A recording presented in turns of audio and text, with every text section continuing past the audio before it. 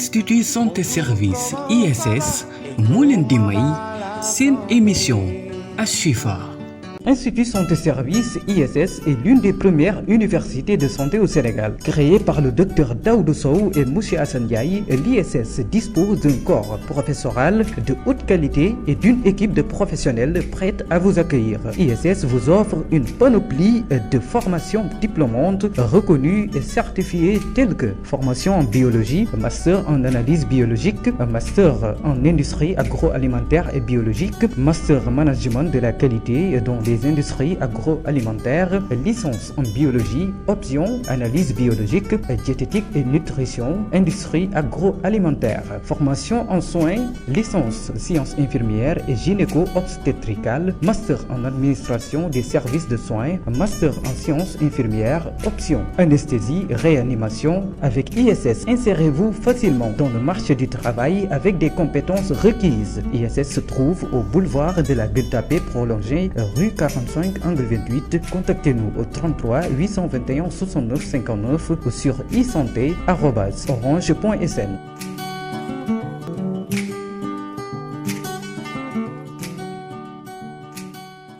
L'Institut Santé Service ISS moo leen di may seen émission Ashifa. Bonjour, comment ça va et comment va la santé? salaamaaleykum suñu mbokku téléspectateur auditeur internet Asfiyahi radio télévision Malel Badou ñi ngi ma dellu soit ci dimanche ji di leen ñaanal yàlla jàmm di leen ñaanal yàlla yiw di leen ñaanal yàlla sutura ñun ñëpp yàlla ñu ko yàlla boole defal ci barke yonent bi sallallahu alayhi wa sallam. ñu toogoon fi dimanche ji weesu ñaan yàlla mu may ñu fekkee dimanche yàlla defal ñu ko ñu koy wax alhamdulilah rabbil alamin di sant yàlla bu baax julli ci yonent bi sallallahu alayhi wa sallam. ñëwaat tey ci seen beneen thème ci seen émission Ashifa. La médecine prophétique est un enseignement du prophète Mohammed sallallahu alayhi wa sallam, basé sur la sensibilisation, l'éducation, mais surtout l'importance de la santé et de la spiritualité. paj mi yonent bi sallallahu alayhi wa sallam daan jëfandikoo dafa set dafa sell dafa efficace pour ki ko gëm nangu ko gëm ni mën na la faj gëm ni wér a ngi ci. La médecine prophétique convient au corps bon ni alxuraan baaxee ci ruuxu ki koy jàng. De quoi s'agit-il exactement mooy lan moom médecine prophétique? En quoi consiste la médecine prophétique moomule? Pourquoi ce type de médecine devient de plus en plus populaire? Lan moo ko wuutaleeg la médecine moderne ndax ñoom ñaar mën nañoo ànd? Autant de questions qui méritent des réponses, raison pour laquelle Ashifa invite le professeur Mame Ousmane Ndiaye, grand éducateur, conférencier de talent reconnu pour la découverte de cette médecine. Professeur maa ngi lay ziar am mbégte lool di la dalal ci Ashifa. asalaamaaleykum wa rahmatullah Xaaji Albadou man tam maa ngi am mbégte lool di bokk ak yow ci plateau bu am solo bi ci jàngat yi am solo yi nga xamante ni yaa ngi koy defal askan wi te mu amal leen njëriñ lool di ziar ñëpp na tabaarakallah. maa ngi kontaan lool di ñëw comme ni nga ko xamee Ashifa moom émission découverte santé la wala bari na ci lool li ñuy dem di xool lan mooy mbirum faj mi naka lañ koy fajee daal di ñëw ci loo xam ne ni xaj na askan mi miinuñu ko tey nag yàlla def ñu xalaatoon li ñuy wax la médecine prophétique ndax réew moo xam ne nii nous sommes à 95% de musulmans quand même mënuñu wax te waxuñu médecine bi nga xam ne nii moom la yonent bi sallallahu alayhi wa sallam jàngoon di ko daan jëfandikoo muy la médecine prophétique. Yàlla wàccewul jàngoro te wàccewul saafara yàlla wàccewul jàngoro joo xam ne wàccewul saafara loolu nangu nañ ko. waaw loolu lu am la. waaw lu am la li nga wax ci médecine prophétique. du lu bees ndax boroom xam-xam yi jiitu yëpp def nañ ci ay téere. Ibnu Qayyim al-Jawziyya defar na ci ab téere tudde ko ak tibbu an-nabawi maanaam médecine prophétique noonu la tudde téere bi. boroom xam-xam yu bari bind nañ ko. mais li nga laaj lu am solo la. ci ne yàlla wàccewul benn jàngoro lu dul dafa wàcce lu koy faj. loolu boo ñëwee en tant que jullit en tant que musulman. bokk ci l'islam. da nga koy gëm à 100% parce que texte prophétique bu wér def see ñëw. Yonent bi sallallahu alayhi wa sallam wax ni amul benn jàngoro bu yàlla di wàcce lu dul dafa wàcce lu ko faj ki koy xam mën na koo xam ki koy réere mën na koo réere kon boo nekkee julli rek da ngay gëm loolu boo ñëwee nag ci logique gu doomu aadama rek amul kenn kuy créer feebar même ñiy créer ay feebar ay virus di ko sànni fi avant ñuy créer virus bi feebar bi dañuy créer lu ko faj ba pare kon xam nañ ni luy faj feebar bu ne war na am lu koy faj. ok moom nañ ci dellu si dugg nga ci lu am importance moom médecine boobu parole divine la maanaam lu yàlla subhaanahu wa taala digal yonent bi sallallahu alayhi wa sallam ne ko mu wàcce ko ci xeetam wala loo xam ne yonent bi sallallahu alayhi wa sallam moom moo ko xalaat jëmale ko ci xeetam. waaw kay xam nga yonent bi sallallahu alayhi wa sallam ci ni muy faje ci ñetti étape yi la dafa am boo xamante ni ci naturel la boobu fi la ko fekk moom sallallahu alayhi wa sallam am ci boo xamante ni day boole matière ak li nga wax sànq parole divine boobu ak lu yàlla am ci boo xamante ne bu yàlla kese lay utiliser maanaam ñett yi la daan faj soit mu nekk matière bi kese boo xamante ni fi la ko fekk te fekk na am ñu ko daan faje xëy na wala sax kenn faje ko mu créé ko ma jox la si misaal comme nit biiram metti na mu ñëw si Yonent bi sallallahu alayhi wasallam mu ni jox leen ko ñetti kuddu lem mu faje ko kon kooku da koo faj ci matière boo xam te ni fi la ko fekk lem fi la ko fekk te it yeneen xeet yi xam na ni lem day faj donte duñ jullit ñaareel bi Yonent bi sallallahu alayhi wasallam boole na matière ak wàllu yàlla dajale leen ci benn faj misaal bi ma la si jox Yonent bi julli na jiit mooy def naa mooy scorpion jiit ñëw màtt loxo bi bi mu sëlmale mu ni chee jiit daal moom yàlla na ko yàlla rëbb na moom bàyyiwul Yonent bàyyiwul kenn te jiit ko ne xam na ni virus la day bàyyi benn virus boobu feebar la Yonent bi saa sam ne indi leen ndox ñu indil ko ndox mu jël ndox jël xorom def ci jël loxo bi dugal ko ci biir jàng lixlaas fallaxi ak naas kon boole na médecin matière muy ndox xorom boole la fallaxi ak naas ak xulwalaaxat ci affaire yàlla dajale leen faj leen waaw imam Shafi radiyallahu taala anu nee na la science ñaari type la science fiqh pour la religion ak science médecine ngir suñu wér-gu-yaram science fiqh mooy lan ndax profane bi nga xam ne ni ku mel ni man xam lan mooy fiqh. ok li imam Shafi wax mais yow bëri yow jàmbaar nga foo gëstoo lii.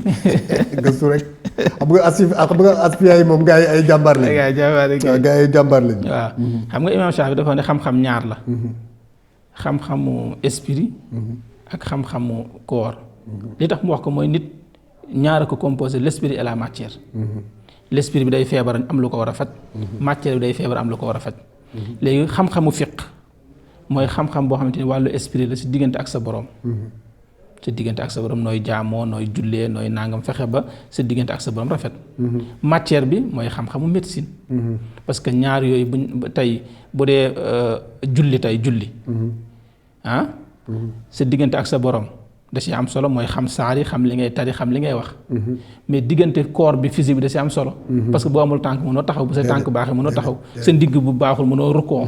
ok kon tey boo jëloon julli rek. moom lim la wax ni ñaar yëpp xam na si mooy esprit bi ak matière bi ñaar yëpp ngi si biir bu si nekk dafa laaj nga garder ko. macha allah waaw fiqh buñ ko waxee mooy ñaar la ñaar fiqh ñaar la. jëflante sa diggante ak sa borom. ak jëflante sa diggante sa morom. ni ngay jëflante sa diggante sa borom. yow doo ci perte. te yàlla du la jéppi. ni ngay jëflante sa diggante sa morom du ci perte sa morom du la jéppi. li ñuy wax fiqhul ibadat ak fiqhul muamala. jëflante bu équilibré. ok waaw. macha allah wér-gu-yaram moom lu am importance la ci jaamu yàlla est-ce que yàlla daf ñu digal pour bu ñu yëgee yaram bu sutante ñu toog rek di sant yàlla di ñaan ci yàlla moomu te bañ a dem kër docteur. ok maanaam dafa am ñu mësoon ñëw si Yonent bi sallallahu alayhi wasallam pour tontu sa question bi. ne ko ñun dañoo feebar mun leen. bi ngeen feebaree da ngeen dem faju ji. ndax yàlla moo digal ñi dem faju ji. te feebar bu ne am na faj.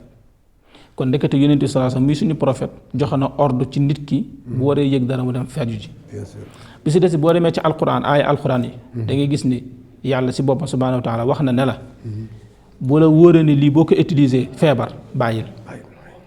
lii boo ko sentiree ni feebar nga bàyyil ma jox la si misaal ci aaya aj du ma tudd texte bi sax pour gagner du temps ci aaya aj tey boo armalee ba pare xam nga amoo droit watu mais alxuraan nee na boo sentir ne sa bopp am na taab wala am na góom boo xam ne dañ ko war a mën a faj waj pour faj ko nee na wat ko pour mën a faju koor neen la bu la wóoree ni boo wooree feebar bul woor boo wooree sa feebar yokk bul woor kon même boo dee tukki bu la wóoree ni boo dee tukki mën a jël énergie boo xam boo lekkul mën na laa feebar bul woor kon ndekete alquran moom wax na leen importance wér-gu-yaram. ok moom nee na la heure boo yëgee dara ci sa yaram rek seetil ku am xalaat ci wàllu wér-gu-yaram mu dimbal la ci waa macha allah ci jamono yonent bi sallallahu alayhi wa sallam plusieurs versets coraniques indi nañu ay remèdes yu bëri yu ñu mën a jëfandikoo mu mel ni bokk na ci olive bëri na lu ñu koy utiliser surtout li ñuy wax huile d'olive bokk na ci ndox am na ñoo xam ne moom li ñuy wax ndoxum sam-sam wóolu nañ ko lool ci seenum paj bokk na ci abdatu sawda boobu bokk na ci tàndarma ak lem ak yeneeni garab ñu ko doon utiliser bio maanaam lu raxul dara tey est-ce que du garab yooyu la ñu jël tey def ci ay matière chimique ba nga xam ne ni mën nañ ko utiliser di ko jaay ci pharmacie bi. waaw li nga wax lu am solo la. xam nga réew dafay développé. askan yi dañuy gën di développé di dem. ni ñuy gën di développé nag noonu la seen i mbir di gën a développé. maanaam bu njëkk boo delloon ci ginnaaw lekk yi développé wul woon. léegi lekk yi lu muy gën di développé maanaam ñu koy gën di booleeg lu si bokkul. bu ñu dee faj tamit dañuy fajee lu boole seeg lu si bokkul. par exemple tey. boo demoon ci dëkk yi nga xam ne bu ñu dee lekk seen lekk benn matière lay doon. comme cere kese lay doon. boole wuñ ci dara. wala gerte kese la boole wuñ ci dara.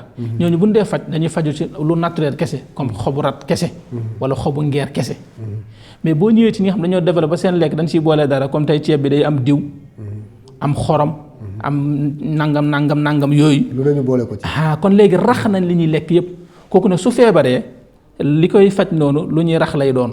li ñuy rax loolu nag moo tax léegi médecine moderne bi di jëlee ci nature bi naturel bi di ko yóbbu ci ay laboratoire di si yokk nangam di ko rax ak rax ngir ne nit ñi kat ba ñu jëlee dugub nag bàyyiwuñ ko ca dugub ga lekk ko noonu dañ see boole yu si bokkul ba mu jox leen feebar kon la matière ba leen di faj wala plante ba leen di faj foog ñu boolee si nangam nag pour mën leen mën a faj. macha allah la médecine prophétique moo ngi ñuy digal ay remèdes yu mel ni la neige.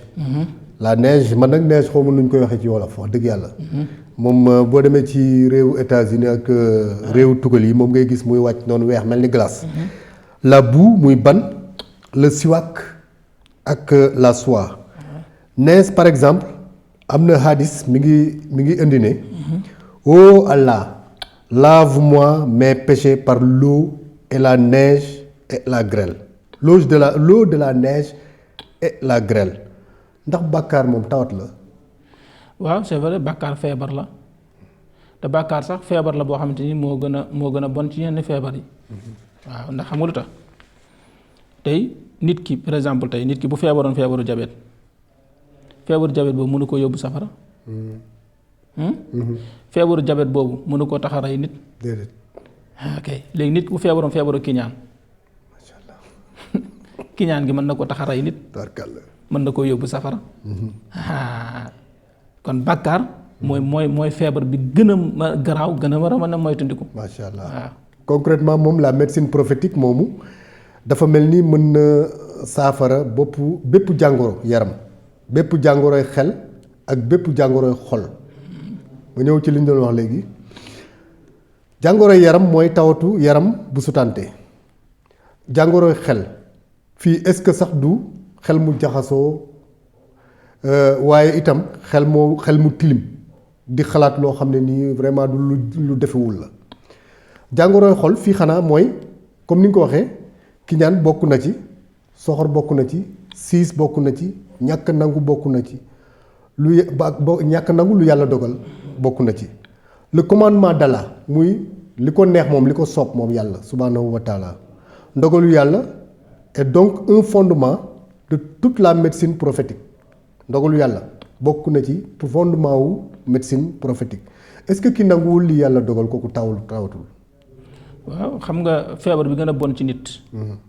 mooy nga nangu lu yàlla dogalul xam nga suñu Babacar Si radiyallaahu taala daan na wax ni. àdduna dindu ko Babacar def ni ko yàlla def la.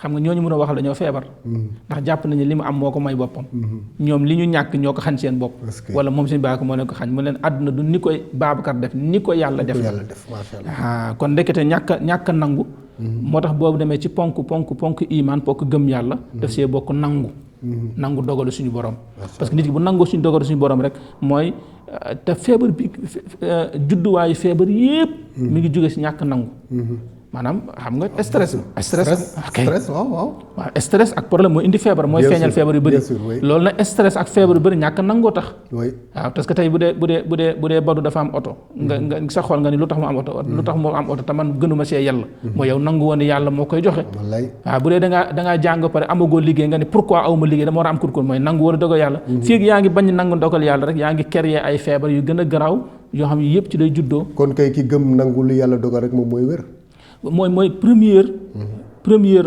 médicament bu nit di mucc ci feebar di nit di faje feebar macha allah tey nit ki bu feebarul bu ko dara jotul li ñu njëkk a def si moom pour mu bañ a feebar mooy mu bañ a am xalaat yenn xalaat yi ko gëm yàlla apaisé wu su feebaree ba dem hôpital li ñuy njëkk a def si moom mooy lii nii fexe ba mu gëm ni affaire bi war naa mën a wér soulager ko nangam waaw kon xanaa gëm yàlla nangu ndogalam bokk na ci comme ni nga ko waxee xanaa ci thérapie bii médecine prophétique digle muñ ci la bokk ndax ngir dund ak jàngoro il faut nga armé woo li ñuy wax moral bu fort nangu ni ngëm ak optimisme moom moo la ciy génne. waaw loolu xam nga feebar il faut nga nangoo muñ. nangoo muñ pour nangoo jël traitement parce que am na feebar yoo xam mën na jël traitement. ba Yonent bi sallallahu alayhi wasallam am na yu mu daan faj yoo xam danaan def ko ñetti fan. bu kiiwul nga def ko juróomi fan bu kiiwul nga def ko juróom benn fan. kon foog nga nangoo patienté xaar. ma jox la si benn misaal. Yonent bi sallallahu alayhi wasallam xare Xaybar bi ñu si jógee. dañ ko indil yàpp. xar mu ñu miche wi. mu ci lekk mook saxaaba nekk dañ ko empoisonné. naka lay lekk ba si digg bi rek mu téye waajur rek daan di téye leen seen loxo ñu ne mu ne xar mi dañ ko empoisonné dañ see def posen. yaa ngi dégg ñëpp daal di bàyyi mu ne ñu ni foo ko xamee mu ne xar dog bi ma yoroon moo ma ko wax mais li ma ci soxla noonu yeneen saa bi mu fa paree bi mu jógee foofu dafa ne na ngeen dem ngeen kayyu maanaam ngeen xajaama mooy ngeen ventouse lañ koy wax de. ventouse ngeen def ventouse. pour dangar bi tooke bi mën a génn. yonent bi def na ko. saxaaba yi def ko. mais 3 ans mi ngi muñ ak feebar ba bi muy génn àdduna dafa ni la ma lekkoon ca xar ma ñu empoisonné woon ba léegi mi ngi mel luy dagg sama sidit yi. est-ce que yaa ngi dégg. poson baaxul. kon ndekete 3 ans mi ngi koy dundaale moom Yonent bi sallallahu alayhi wasallam 3 ans mi ngi koy dundaale di dem moo tax dina am yenn feebar yoo xam à vie lay doon. léegi nag boo amul moral bu baax. ak mën a muñ gu baax ak patienté wu. kay am na feebar yoo xamante ni du benn fan lañ koy faj wala ñaari fan wala ñetti fan. day jël traitement 6 mois wala nangam. dëgg la dafa am benn borom xam-xam bu mag ñu koy wax Ibn al-Qayyim. un éminent savant de l'époque bu doon ci jamono yi ñu nekk ñu ne professeur Mame Ousmane Ndiaye. bind na lu bari ci xeetu médecine boobu mu ngi ciy wax naan il y a 2 catégories de maladies. ñaari xeetu jàngoro ñoo am jàngoroy yaram ak jàngoroy spiritualité maanaam sell ñàkk sell moomu noo koy définir. ok xam nga ñaar moo am dafa am set. am sell. nit mën na set te du sell nit mën na sell te du set. waaw en général nag bu nee sell rek set day duggaale ci biir mais bu nee set nag sell mën na si bañ a duggaale. léegi ñaar yooyu yëpp nag nit ki mën na koo yor pour mën a wér. léegi boo ñëwee ci set moom mooy wàllu lu jëm ci wàllu koor di xool li ngay lekk mu set fi ngay toog set fi ngay tëdd set sa environnement set sa yére set sa yaram set loolu moom day set ci yëpp kooku moo lay musal ci bépp feebar boo xam te ni wàllu koor la ak yenn virus yeeg yenn bactéries yeeg yooyu mën na la si dimbale infection ñàkk set da koy joxe mais boo ñëwee ci sell nag day dem si côté esprit mooy di wax dëgg bañ di wor di jaamu yàlla di jàpp di sangu farata di nàngam kooku wàllu sell la léegi ñaar yooyu nag bu si manqué rek day manqué sa wér-gu-yaram moo tax di nga gis nit sol yére bu rafet tuura parfum bu neex sangu ba set wecc te fekk moo gën a feebar ki nekk ci mbedd mi sol ay sagar ok kon kooku dafa set mais sellul kii nan na nekk ci mbedd mi sol ay sagar fekk dafa sell moom la suñu Babacar Sy di wax naan am na ñoo xamante ni radiyallahu anhu am na ñoo xamante ni yére yu rafet rek lañ baaxle am na ñoo xamante ni yére yu rafet rek lañ ñaawle. est-ce que mais seen biir rafet na. macha allah mooy différence diggante set ak sell. macha allah mais boole ñaar yëpp na la lislaam bëgg. nga set ba pare sell. set ba pare sell taarkalla di sol lu rafet di xeeñ lu neex ba pare sa biir rafet. sa biir leer nañ macha allah. datant de plusieurs siècles la médecine prophétique reste toujours bien organisée. yàgg na waaye yonent bi sallallahu alayhi wa sallam ci boppam moo ko tënkoon ci ay principes yu leer ak ay règles yu wóor yu mu définir nii. La préservation de la santé fexe ba mucc ci bépp jàngoro. L'importance de la prévention xoddiku ca ba nga lakkaleegul. L'évacuation des matières toxiques bañ a dugal ci sa yaram lépp lu koy indil loraange. L'alimentation avec régime approprié lekk naan li nga war a naan lekk li nga war a lekk naan li nga war a naan de façon modérée. Ne pas consommer des fruits hors saison bañ a jëfandikoo meññeent yu weesu. Recours aux médicaments simples et en cas d'efficacité recours aux médicaments de synthèse jëfandikoo garab bu simple bu nekkee ni mënul faj sa jàngoro nga jéem a xool lu ko ëpp doole. Bon, interdiction de se soigner avec des médicaments dits impurs et illicites. aaye fajoog ay garab yu ñu la digalul xamoo lu muy faj. Donc l'automédication l'islam ñëw na ci bu yàgg yonent bi sallallahu alayhi wa sallam aaye na ko bien avant si kii ñun ñuy accès di ci wax ci yonent bi sallallahu alayhi wa sallam. Donc l'importance du dosage des remèdes ci la bokk respecter dose garab bu mu mënti doon bu dee tey ñu ni dépasser prescription médicale foofu le sermon d'Hippocrate professeur lii yonent bi sallallahu alayhi wa sallam digle mooy la médecine prophétique, n'est-ce pas?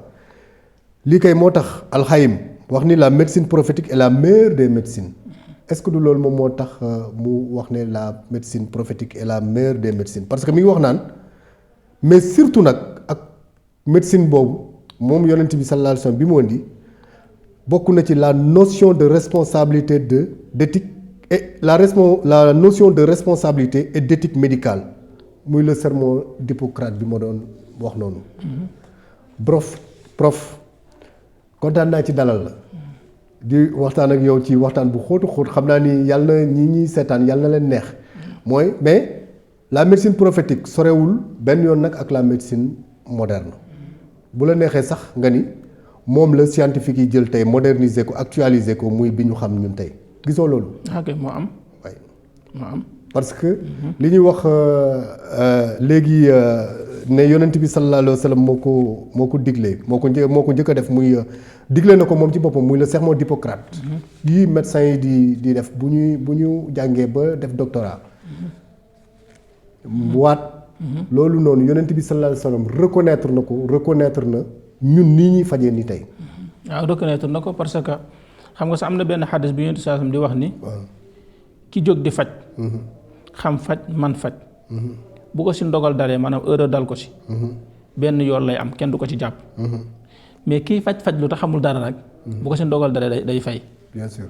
léegi li ngay dégg foofu mooy kon domaine la boo xamante ni bu sensible la bu sacré la nit ki du tëb rek def si waaw parce que doomu aadama dafa foor nit yàlla daf ko fonk moo tax tey nit ki xam nga nit du xëy na yonent laa te tegoo ko fenn parce que danga esprit nit duñ la ko joxe noonu comme si tamit nit warul xëy na médecin laa ñu jël lu mel ni corps doomu aadama war la koo jox waaye kon da nga war a am xam-xam bi boo amee xam-xam bi nga am éthique bi ak morale bi moo tax ñi lay waatloo pour wan ne ne lii du lu ndaw waaw dëgg la waaw ndax elle trouve essentiellement moom la médecine prophétique son organisation par la théorie des éléments et théorie d'humeur empruntée à Hippocrate et Claude Galéen muy gindi ci application des remèdes mais surtout de la nutrition maanaam lekk d'ailleurs bokk na ci li mu wax moom alxayim ci la cause des maladies du corps et l'efficience d'un remède di expliquer théorie des humeurs naan moo ngi correspondre ak ñeenti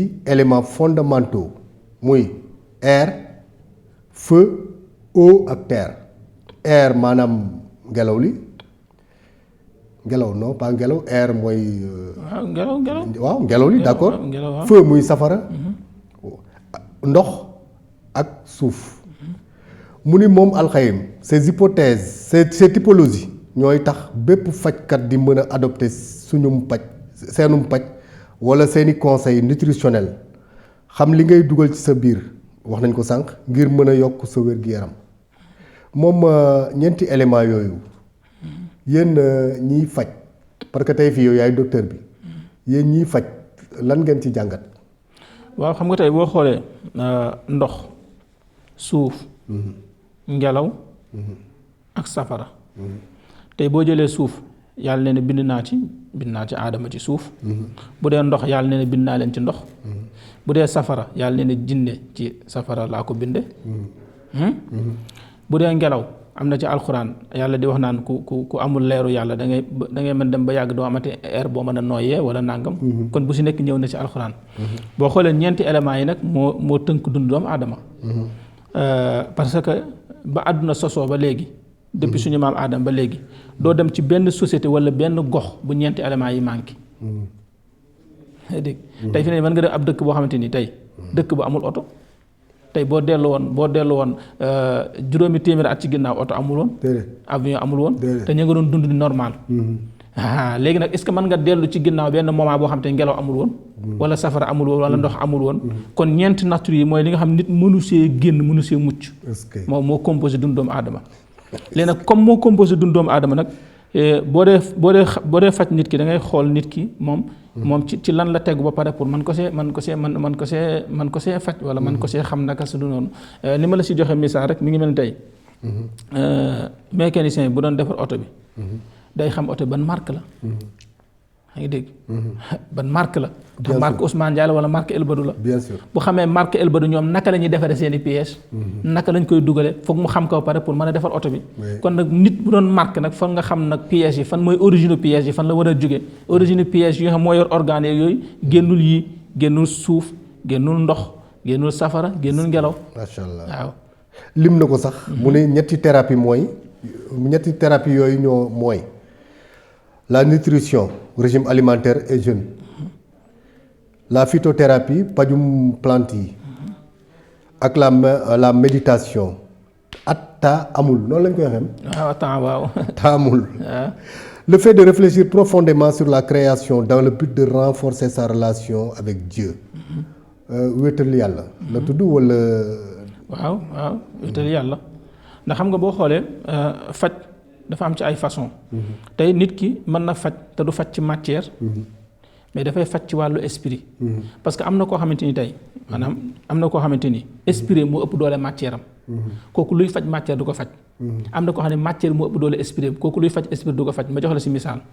Yonent bi salaa salaam Abu Hurayra ñëw ne ko sama biir day metti mu ne ko julli ñaar rakk mu julli ñaar rakk wér. benn saxaaba ñëw ne ko sama biir day metti mu ne jox leen ko lem léegi ci lan la faje Abu Hurayra ci julli diggante borom lan la faje kee matière parce que Abu Hurayra toll na foo xamante ni xoolal esprit mu ëpp doole ruuxam loolu moo tax boo xoolee suñu mag ñi ma jox la si misaal ku mel ni Cheikh Al Hadj Dabakh tawat na ñu war koo opérer piqûre boo xam war na mën a nelaw 1 heure de temps ñu dóor ko si 2 mu toog di xoole kooku xam nga ni kon moom du luy faj matière ma ko mais luy faj esprit la lan la Cheikh Al Hadj Dabakh wax nee na su ma feebaree ba munta jóg nañu jóg tagg yonent bi léegi mu feebar tëdd nga jox ko ay médicament piqûre jógul nga ñëw tagg yonent mu jóg dox di dox kon nga xamante ni kon kooku fajuñu ko ci matière dañ koo faj ci wàllu esprit lan la Sidna Aïcha wax nee na yonent saa sam bu xëyee grippe si buru feebar neen day julli te pourtant ku feebar wala grippe da ngay naan ay médicament wala nga dem naan ay plante parce que yonent saa sam wax na ne bu ngeen grippe na ngeen dem wuti ndox ngeen naan ci sangu si mu dindi ko kon moom mi wax loolu moom bi grippe mu dem ci julli kon ndekete foog nga xam situation nit ki pour mën ko see faj ok waaw la thérapie par les plantes maanaam fajum phytothérapie moom dafa mel ni bëri na lu mu yàq ci wér-gi-yaramu doomu aadama ndax dosage yi léeg-léeg gars yi seenum njàng yeggul ci naka lañ ko mun defee loolu tradipraticiens yi xam naa ñoom ñoo tax ma koy wax. waaw parce que xam nga àdduna lépp loo gis rek excès boo si ëppalee mu gaañ la. waaw suukar boo si ëppalee mu gaañ la xorom boo si ëppalee mu gaañ la faj tamit noonu la. parce que par exemple tey nit ki liy metti boppam. lii metti boppam ñin la boo jëlee nangam ak nangam boobu soo ko yéesalee mi ngi mel ni caabi rek caabi misaal bi caabi bu yéesee du ubbi bu ëppee du ubbi ok léegi nag noonu la faj di mel dose bi bu ëppee mën na laa gaañ comme si bu yéesee du la jëriñ dara. Pourtant la nature est 1000 fois meilleure que le chimique. Nature. lu naturel. ñu ne pourtant moom moo gën lu am li ñuy wax matière chimique. Xataada defe naa noonu lañ koy waxee. Xataada imaam Xataada. waaw un messager d'Allah mu ngi wax ni ku yàlla bëgg il te met à la diète et t'éloigne des choses du monde mu mel ni ku bëgg wér-gu-yaram la première règle bi njëkk mooy limiter sak lekk te mooy moytu bépp xeetu aliment transformé tey boo ko bu ñu ko doon wax tey moom mooy ay jimbo yeeg ñoom seen yu demee noonu wala bokkul. waaw kay moom la kay. waaw mooy li xew léegi rek ya genre saf-safal yi nga xam dañ ko si yokk. les produits transformés waaw ko dañ ko jël defaraat ko kiiyaat ko noonu. parce que fi ngay xamee ni lu naturel bokkul la neen fi nga misaal bi ma la si jox. tey jëlal xale buy doog a judd ba baa muy am 2 ans. xam nga day fragile. day sensible. loolu produit chimique du baax ci moom da koy rey. léegi lan moo koy tax mu màgg mën a am xel mën a am. soowu yaayam est-ce que loxo doomu aadama dem na ci. déedéet. jeex na maa la ko wax. ok waaw moo tax yonent bi sallallahu alayhi wasallam bi ko yàlla tànnaloo keroog Isra Mi'raj da ko tegal sàngara. tegal ko ndox. tegal ko meew na ko tànnal benn. yonent ban la tànn dafa tànn meew lan la ko Jibril wax mooy dellu nga ci nature lépp lu naturel rek moo gën. parce que ñett yooyu mu ko tegal. bu dee meew loxo doomu aadama mënu see dem. bu dee sàngara loxo doomu aadama dem na si ba yàq ko. bu dee ndox nag moom paaka ñaari boor la. mën nga koo jaxase fee mën nga koo jaxase fee. waaw mu bëgg laa xam ne kon nit ñi ñetti façon nit ñi la am na nit koo xam te ne rax nañ koo pare moom. moom canaliser nañ ko pare. am na nit koo xam te ne moom dara yàqul ci moom am na nit koo xam te ne moom mënoon ni lii la mënoon ni lee la. waaw professeur Wor le jeune lu mu ñuy mën a dollil ci wér-gu-yaram. xam nga woor bokk na si li ñuy faje xam nga sax am na benn xaddis yonent bi sallallahu alayhi wasallam bi wax ni woor leen ngeen wér. mais xam nga wax yonent bi sallallahu alayhi wasallam du moment bu nekk lañ koy valable wala ci diggante bu nekk lañ koy jël dem. parce que tey boo xoolee nit bu dee dund di lekk di naan noonu day laaj parfois yaram bi xaw a wow tuuti pour mu mën a dox mi ngi mel ne maçon bu dee tabax tey am na fu muy toll foo xam te ni pour mu mën a teg dara day bàyyi ba mu wow bu wooyee ba pare lay doog a teg yaa ngi dégg ok léegi nag boo wooree nag dina permettre am foo xamante ni fa ndox mi waroon a tooy mu bàyyi ko mu wooy tuuti xaw a daal di kii ni tuuti mu mën a daal di doxaat kon woor bokk na ci li gën a faj nit. Cependant le point le plus important sur la médecine prophétique bokk na ci demander son pardon à Allah subhanahu wa ta'ala jéggalu yàlla faire de l'aumône maanaam saraxe et faire des bienfaisances envers les autres rafetal jëmale ci nit ñi xanaa loolu de mooy conforter li Serigne Babacar Sy Mansour taxawee ci jamono yi mbas mi. très bien parce que xam nga feebar bu nekk dafa am lu koy faj. xam nga nit ki du lu koy metti na nga ne ko naan aspirine. ok léegi feebaru sibbiru feebaru grippe feebaru nàngam boo ko la feebaru mbas. léegi feebaru mbas dafa am médicament feebaru mbas nag premier médicament bi si njëkk mooy bii nii ñaan ak sarxe mooy premier médicament bi si njëkk. parce que lu tax feebar la boo xamante ni ci yàlla lay jugee loxo doomu aadama mënu faa dem. léegi moo tax nag nit ki pour mën see mucc foog mu delluwaat ci yàlla. moo tax feebar boo xamante ni médecins yi ak xalaatkat yi dem nañ ba lënt si ba pare dañ koy delloowaat ci yàlla. delloo ko ci yàlla mooy toroxlu ak saraxe dama la jox benn misaal. Abdullah ibn Mubarak nee na dafa mas a am benn waaye bu ñëw ne ko dafa amee tànk bi daal médecin bu ne dem na fa. scanné na nañ def faj yu nekk mais mënu fexe ba mu wér. xam nga lu mu ko wax. mu ne ko da ngay dem si benn dëkk boo xamante ni amuñu ndox. te soxla nañ ko nga jël ci sa alal nga gasal leen teen nga yéene si sa tànk bi wér mu dem ci dëkk boo xam te amuñu ndox mu gasal leen teen ñooñu di ko mu yéene si loolu matul ñetti fan tànk bi wér. kon loolu ci lan la faje tànk bi. macha allah ci sarxe boobu. ok tarkala wér gi yaram wér ci sa xel wér ci sa xol wér de manière générale patience am na ci solo nag.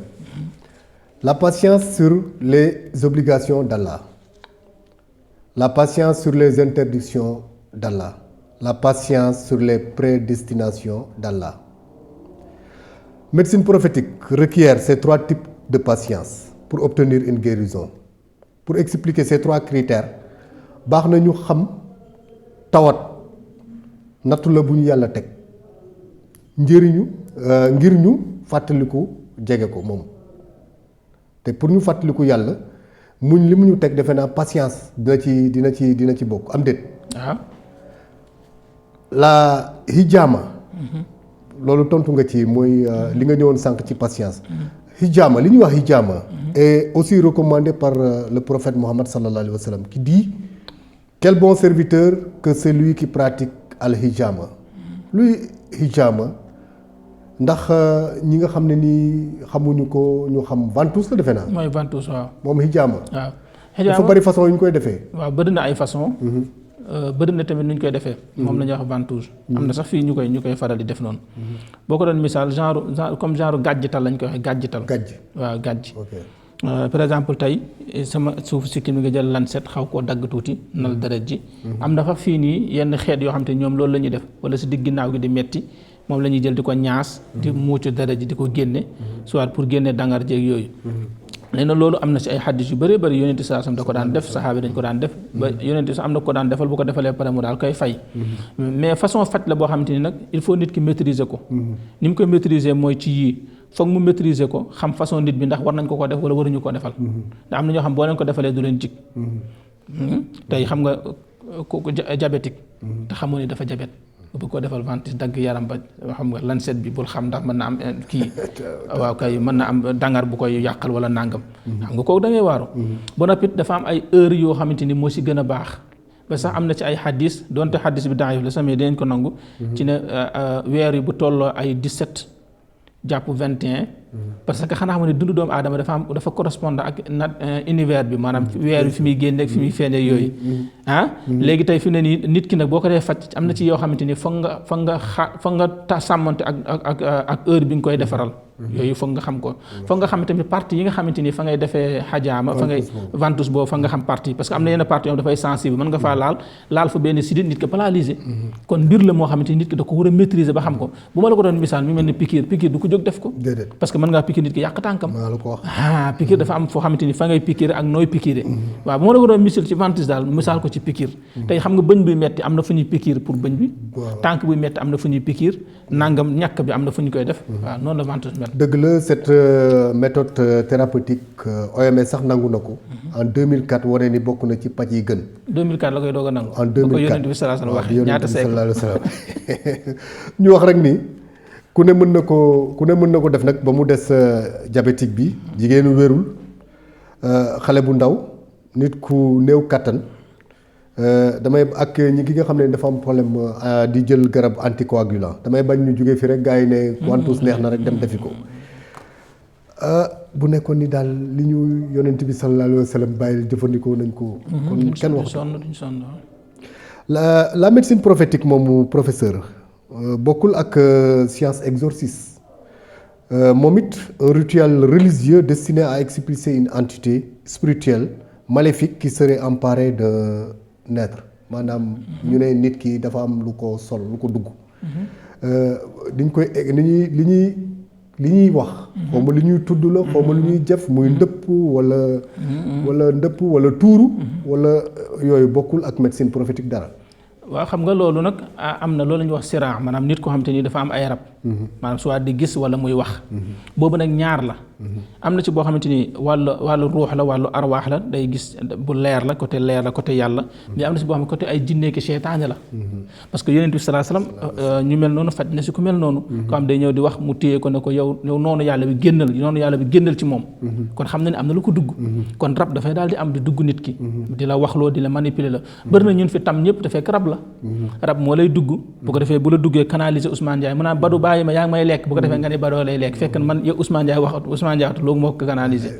léegi nag faj boobu loolu am na yonent bi sallallahu alayhi wasallam jox na ay saxaaba yoon wuñ leen jaarale pour faj la kon faj boobu am na mais la façon bi ñuy defee nii di tuur ay deret ak di nangam loolu du faj. loolu neexal la. misaal ma la si jox ba def tey rab ñëw dugg ma man Ousmane Ndiaye par exemple. ñu ne kii noonu ñu ne ma loo bëgg man leen nañ ma rayal nag bu ñuul du man maa wax man Ousmane Ndiaye maa soxla nag bu ñuul de mais rab bi moo naan rayalee ma nag bu ñuul ñi daal koy raye mu ni jël leen dara ji ngeen sotti ma man du man Ousmane Ndiaye rab bi la ñu sotti ma ko rab bi danaan tekk daal may bàyyi bu ko defee ñu ni wér na bu demee ba nammaat deret day ñëw defaat kooku yow fajoo de da nga koo neexal day mujj dem ba bokk ci organisme kooku di ko def yu kenn kay da koy neexal faj gi mooy ray ma nag ñu ne ko kenn rayul la nag bu ñuul teg ko fan xeexa moom fexe koo génne comme ni mag ñi daan def mu génne dem yoonam nit ki nekk an normal waaw ak lu mën a xew ak bépp médecine bu nit ki mën a utiliser baax na nga xam ni boo bëggee xeex jàngoro l'idéal mooy nga arrêté di def loo xam ne nii sa santé nanguwu ko si tu as un style de vie qui ruine ta santé il est probable que la maladie en sera le résultat maanaam ñi nga xam ne dañuy jëfandikoo lu mel ni loo xam ne nii seen wér-gu-yaram du ko nangu ñi nga xam ne par exemple dañuy tux ñi nga xam ne par exemple dañuy naan sàngara ñi nga xam ne par exemple dañuy def yoo xam ne daal yaa ngi jël loo xam ne nii sa organisme nanguwu ko ñooñu loo leen di wax. waaw loolu xam nga li benn borom xam-xam wax rek nee na nit ki kenn waru laa gën a bëgg sa bopp. te l'islam bi mu ñëwee bokk na ci maqaasidu sharia li tax l'islam jóg mooy garder kooru doomu aadama. ba lu koy yàqal mu araamal ko. tey boo gisee li yàlla araamal yëpp ci wàllu lekk wàllu naan. du pour yàlla de déranger wu ko mais dafa la amulul njëriñ waaw yàlla fi ne nii bu la araamalee sàngara mooy sa xel mi lay yàq bu la araamalee lekk médd parce que ku ne xam na ni médd boo ko rayul deret jooju waroon génn am lu kii yooyu des si noonu microbe yooyu nga lekk ko da ngay daal di dee kon léegi nag nit ki nag dafa am yoo xamante ni moo ko war a moytandikul boppam waaw lu mel ne ay tux ay naan même bu dul tux naan sax nga bañ a teg sa bopp loo attanul tey nga war a dem ba tëdd nelaw nga bañ a nelaw de naan sa dose café pour continuer waat di fonctionner mais yaa ngi rey say kii nga war a sport 30 minutes nga war a lañ la may nga dem def 1 heure de temps 2 heures de temps yaa ngi kii nga xiif war a lekk nga ne xaaral ma jéng ko yaa ngi rey sa bopp bi si desit mooy nga war a tuur ndox yooyu yëpp dafay daal di kii Seydi Hadji Malick radiyallahu taala anhu xam nga bind na ci wàllu médecine Seydi Hadji Malick bind na ci wàllu médecine moom domaine yëpp bind si mais médecine bi mu bind moom lañ gën a soxla léegi mooy médecine xob bi ko bala ngaa lakkale nu ko médecine tudd la médecine préventive akay ndax Seydi Hadji Malick wax na ni feebar yëpp daanaka mi ngi tënku ci juróom-benn mbir yi boo xasee ba maîtriser ko rek yow mën ngaa bañ a feebarati waaw mooy bokk na ci bañ a nelaw ba guddi di nelaw bëccëg ak naan ndoxu guddi médecine li ngay tam naan ndoxu guddi ak sëy bu bëri ak di lekk reesagul ngay lekkaat lekk reesagul ngay lekkaat wax naa sëy bu bëri da fa dima jiwati adduwaay taw dama sid asma idxaalu ko taam fi taami wa shurbuka miyaa jaw fa layli ak sëy gu bëri mais juróom benn mbir la daal ci yoo xam te ne nee na ku ko moytandiku mën nga fexe ba sa wér-gi-yaram mën a stable waaw. Nos corps ne sont pas faits pour des abus mooy li nga wax léegi noppalu dafa am njëriñ prendre le temps de se reposer sieste yonent bi sallallahu alayhi wa sallam andi na ko ci alxuraan yàlla andi na ko ci yonent bi sallallahu alayhi wa sallam andi na ko ci hadis waaw ñëw na ci hadis ñu koy wax alxaylu la mooy nga sieste yonent bi sallallahu alayhi wa sallam indi na ko ci ay hadis mu nekk sunna sax mag ñu bëri dañ ko daan def parce que boo xoolee jamono boobu noonu nit ki bu nelawee foofu dal fa tuut donte 5 minutes la day gis organe day noppalu waat xel mi reposé waat mu daal di kiyeen mu fonctionné waat mu daal di demaat xay loola moom muy sieste yonent bi sallallahu alayhi wasallam daf ko recommandé sax nag mu nekk sunna ku ko mën nga def ko moo gën. La propreté est la moitié du culte maanaam set ci jaamu yàlla la bokk te boo setul mun ngaa tawat bonne sensibilisation le professeur di def ci hygiène corporelle doomu aadama. waaw kay mooy fexe ba li nga wax rek mooy nga set ndax boo xoolee ci lislaam ni mu tëggee ay ponkam lépp dafay delluwaat ci set parce que ponk bi gën a rëy ci lislaam mooy julli nee na la boo jàpp ku ne xam na ni set la te boo xoolee partie yi ngay raxas yépp dafay delluwaat ci wàllu set loxo xam nga loxos ko day nekk farata gis nga temps yëpp ñaa raxasal sa loxo sëlmu galax diku ak tamit sangu farata nit ki bu sekkee soxnaam ba pare wala am lu génn si moom da ngay sangu farata même ci médecine sax xam nañu nit ki bu sekkee pare dina am benn genre odeur ak pomo yi ni muy ubbee ko foog mu sanguwaat mu rey yenn kii yeeg yooyu bu ko defee kon nit ki lu mu gën a set rek moo tax yàlla wax na si alxuraan nee na man yàlla bëgg naa ñi nga xamante ni dañuy fexe ba di setlu maanaam di fexe bay fonk seenu cet waaw aaya boobu sax am na benn saxaaba bi mu wàccee bi yàlla naan bëgg naa ñoo xam dañuy set dañu ko xanaa mooy ñi nga xamante ni bu ñu demee toilette sàmmonteeg hygiène ba war dëgg-dëgg mu ne waaw ci raxasu bu baax di ferlu booy dem toilette bu dee góor la muy tuur ndox mu bañ a yàkkamti waaw bañ a def une minute rek nga tuur ndox déedéet am na nooy toogee pour mu mën a kii sa yére lu ci nekk nga xool ko di ko setal si jaada bi fi ngay jullee kon tey boo ne woon set ak lislaam doo ne ci lislaam la bokk mais da nga naan set mooy lislaam waaw dafa am ay alxuraan yu yàlla wàccee pour faj spécifiquement wala saar yëpp ay faj waaw xam nga alxuraan moom yàlla wax na ci alxuraan nee na alxuraan day faj léegi faj bi nag dafa yaatu mooy faj ci esprit ak faj ci wàllu yaram mais boo ñëwee ci alxuraan néewul ne aaya sàngam bi mooy faj nàngam wala nàngam bi mooy faj nàngam mais yonent bi sallallahu alayhi wasallam jël na ci ay saar ay aaya faje ko nàngam saxaaba yi jël nañ ci ay aaya ay saar faje ko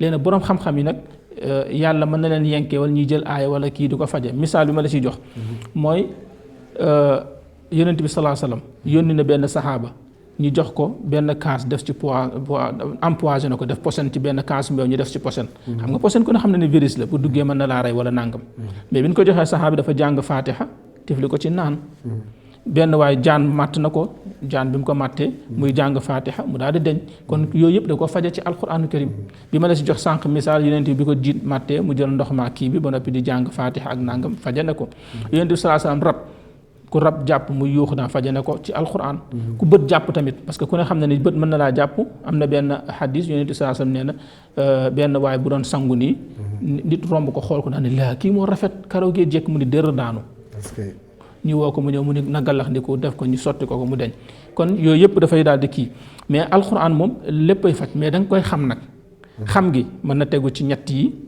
soit lu yonent bi sallallahu alayhi wasallam jëfandikoo aaya bu yonent bi jëfandikoo faj ko wala saxaaba yi bu ñu jëfandikoo faj ko wala nit ki toll ci martaba foo xamante ni yàlla mën na koo yenkeewal aaya sàngam ñëw ci moom rek mu bind ko nangam comme ñi mag ñi daan def da ngay feebar ñu bind benn aaya jox leen ko parce que faj pour nit ki mën koo xam ci yii lay jóge soit mën na jóge ci test ñu testé ko mën na jóge tamit ci ay gént nit ki mën na gént ñu ne ko boo composé nangam ak i nangam mu xëy def ko mu daal di jàll mën na jóge ci yàlla ne ko def ko nangam ak i nangam léegi nag ibnu sirin radiyallahu taala anhu ci misaal ma la si jox ibnu sirin toog na benn waay ñëw ne ko damaa gént di nodd mu ne ko préparé li nga dem màkk keneen ki si wetam même keneen si wetam ne ko damaa gént di nodd mu ne ko préparé di nga sàcc ñi dagg sa loxo léegi xam nga kii nodd la gént kii nodd la gént mais biñ ko laajee noo ko firee mu ni kii bi ma waxee ne ma damaa génti nodd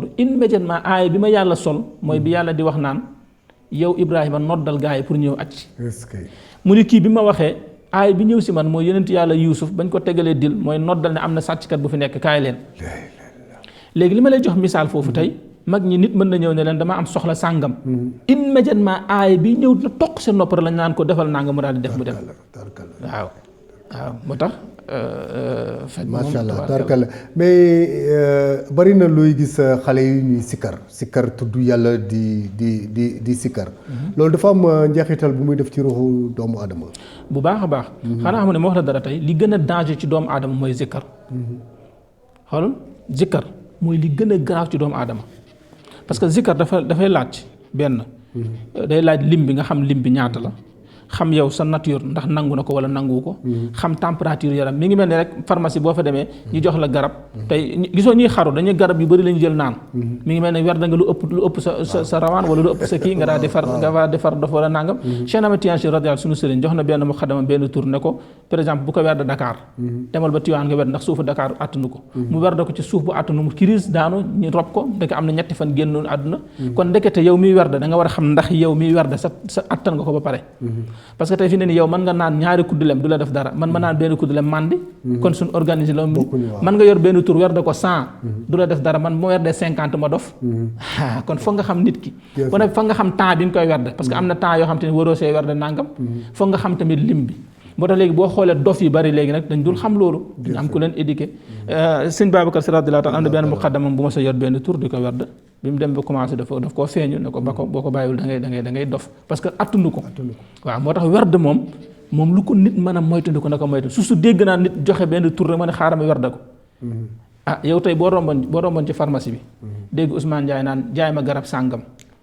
ndax sama bopp bi day metti nga dégg ko rek dem jënd garab boobu naan ko mën naa am Ousmane Ndiaye lay metti boppam mën naa am ñàkk nelaw la yow la koy metti mën naa am du ñàkk nelaw du nàngam kon kenn ku si nekk fa nga xam lan moo yell ci yow nga jox ko waaw déggoon naa sëriñ Abdou mu doon wax naa nañu moytu yenn turu yàlla yi ak xawma lanati donc bokk na ci gëstu bu ma def ci yow ni Sénégal kenn dàqu la fi faj hémorroïde par les plantes ak les prières bokk na ci li ma gëstu ne Sénégal kenn dàqu la fi faj tamit li ñuy wax biir buy metti bokk na ci samay gëstu tamit ma xam ni Sénégal bariwul ku la fi dàq faj wala mocc damm-damm waaye tamit góor balaa moo baax dëggantaan jaay këram neex mu nekk góor dëggantaan jaay dëgg naa loolu tamit am na loo ciy maye loo ciy baaxee.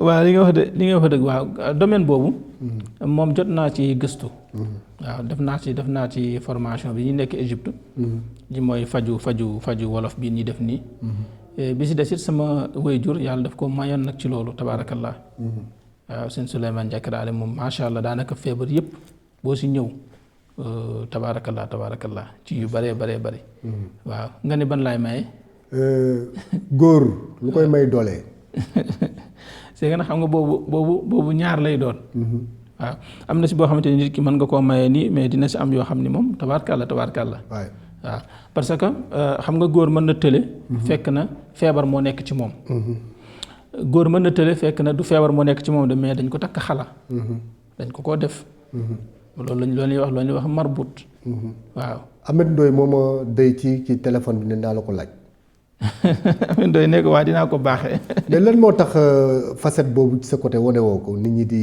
la seet si nga leen di dimbale ci wàllu yooyu xam nga li ko waral mooy dafa am loo xamante ni boo ko yoree dafay laaj nga discret nëbb ko bu dee mën nga ko moom mooy feeñal boppam mais pas nga publicité ko macha allah waaw parce que tamit am na yenn yoo xam ne bu la ko yàlla joxe da nga koy nëbb nga da nga koy nëbbe leneen mais man xanaa xam ne li ma doon dëgg nga xam mooy sama doon dëgg du conférence ak gàmmu ak émission télé yi de man domaine bi laa la doon sama papa ñu ko xam ñépp ci paj lañ ko xam daan ñëw si loolu ci ñaan ak faj lañ ko xamee waaw moom laa gën a ma laaj la question boobu xam nga ma laaj la question boobu la discrétion fekk si li ñu doon wax sànq muy le sermon d'Hippocrate qui est considéré comme le texte fondateur de la déontologie médicale am paj ak paj bu mu mënti doon bu àndul ak déontologie bu ñu ko respecté wul baaxul au moment d'être admis à exercer la médecine je promets et je jure d'être fidèle aux lois de l'honneur et de la probité. Mon premier souci sera de rétablir, de préserver ou de promouvoir la santé dans tous les éléments, physiques et mentaux, individuels et sociaux. Loolu ngay wax booy waat. Les renommées d'Hippocrate existaient de son vivant et grandit après sa mort. Moom Hippocrate mi la mu digle woon ci li ñuy wax déontologie médicale loolu noonu ba tey ba gaañu na bu yàgg mais ba tey mi ngi exister mu mel ni am paj boo àndul ak secret àndul ak sutura baaxul léeg-léeg nga gis professeur ma dugg si ak yow ci loolu ku toog di naan maa faj diw wala diw dara moo ko daloon wala yooyu loolu est-ce que l'islam nangu na ko déedéet parce que wàllu faj dafa laaj nga discret nga nëbb lépp xam nga tey est-ce que mas ngaa toog télé dégg ñuy publicité hôpital déedéet naan hôpital sàngam ko néew leen wala ñuy publicité pharmacie déedéet wala benn médecin taxaw naa maa médecin nang ku ma bëgg a ñëw naa jarul publicité ordre des médecins sax da koy bañ donc léegi li tax ordre des médecins di ko bañ mooy mbir la moo xamante ni boo ko xasee ba man xam ko jarul publicité jarul dara kenn ki nga faj jàppal ni kooku faj nga junni nit maanaam ba kenn ki nga faj rek publicité nga junni nit parce que fa mu dëkk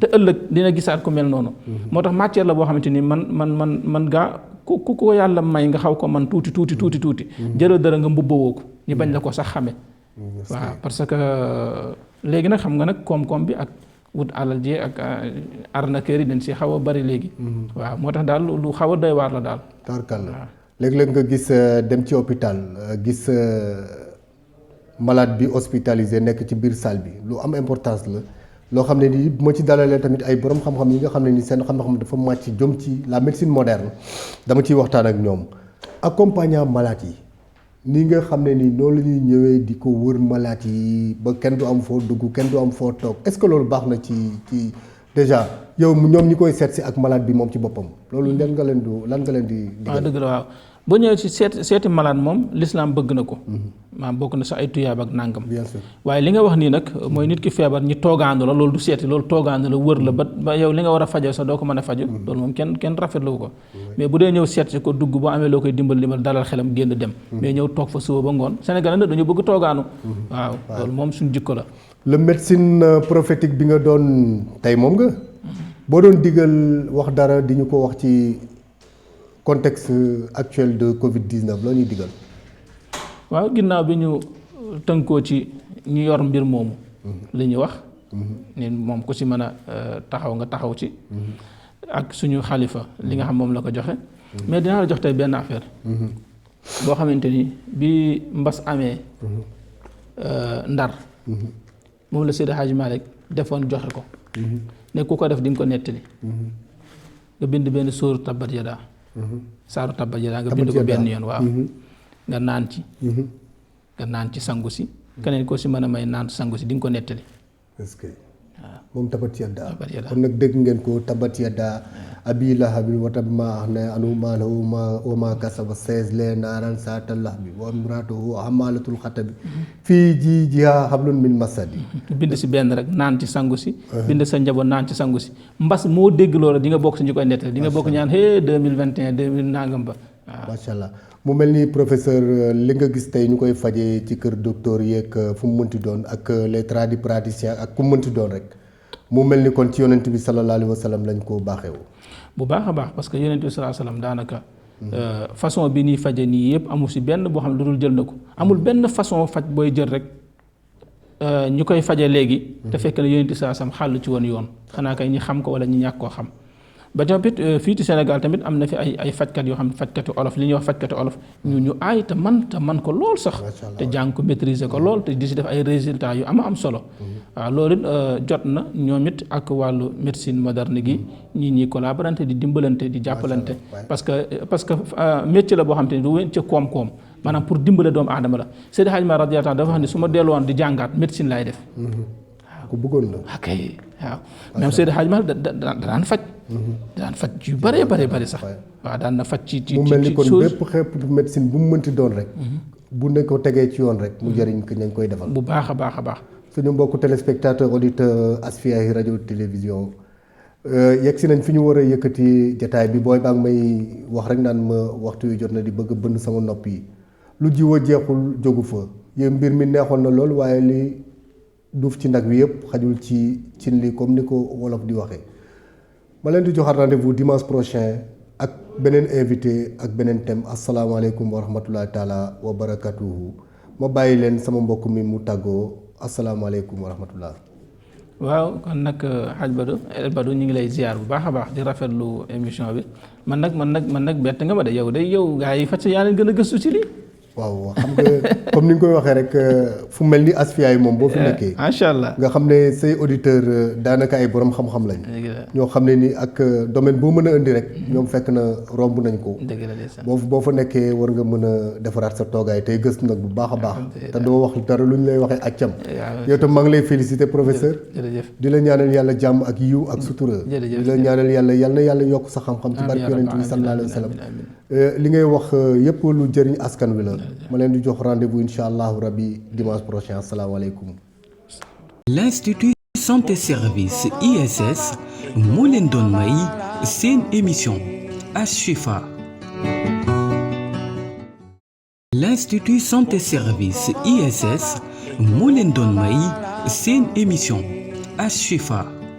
Institut Santé Service ISS est l'une des premières universités de santé au Sénégal. Créée par le Dr Daoudou Sow et Monsieur Assane Ndiaye, l'ISS dispose d'un corps professoral de haute qualité et d'une équipe de professionnels prête à vous accueillir. ISS vous offre une panoplie de formations diplômantes reconnues et certifiées telles que formation en biologie, master en analyse biologique, master en industrie agroalimentaire et biologique, master management de la qualité dans les industries agroalimentaires, licence en biologie, option analyse biologique, diététique et nutrition, industrie agroalimentaire, formation en soins, licence sciences infirmières et gynéco-obstétricales, master en administration des services de soins, master en sciences infirmières, option anesthésie, réanimation. Avec ISS, insérez-vous facilement dans le marché du travail avec des compétences requises. ISS se trouve au boulevard de la Gueule-Tapée prolongé, rue 45 angle 28. Contactez-nous au 33 821 69 59 ou sur isanté@orange.sn.